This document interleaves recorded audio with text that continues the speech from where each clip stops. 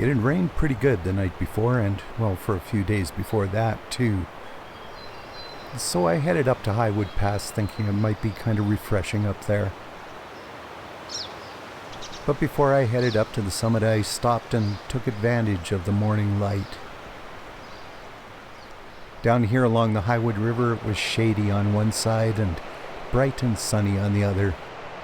The air smelled of wolf willow and roses and just freshness.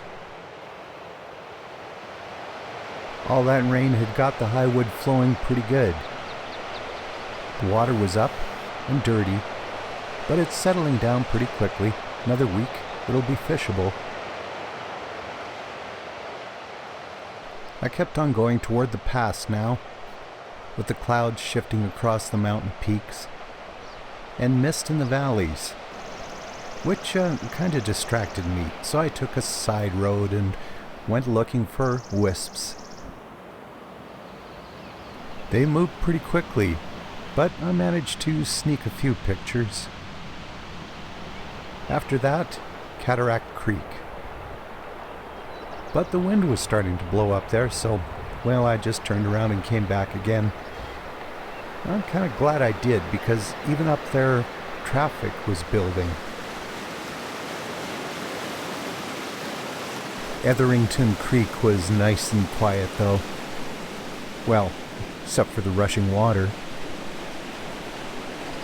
I found a pair of dippers. This one was hunting while its mate was back at the nest. I love these little guys. And I love that flowing water. I shot a bit of it in slow motion just to see what it would look like. Kind of cool. And further up the road, a pretty little spring splashing out of the hillside. Nice and mossy, quiet and cool. Well, except for the traffic going by.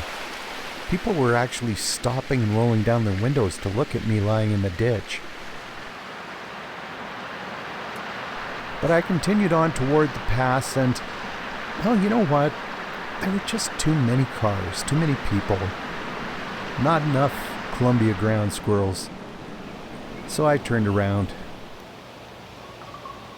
Yeah, it was a bit frustrating and I was a bit grumpy. But I'm glad I stopped at Highwood House to watch the rufous hummingbirds at the feeders. This has slowed down to a quarter speed, and they're still fast. On the way out of the Highwood Valley, I came across this band of bighorn sheep at the side of the road. They're still losing their winter hair, and they look mighty shaggy.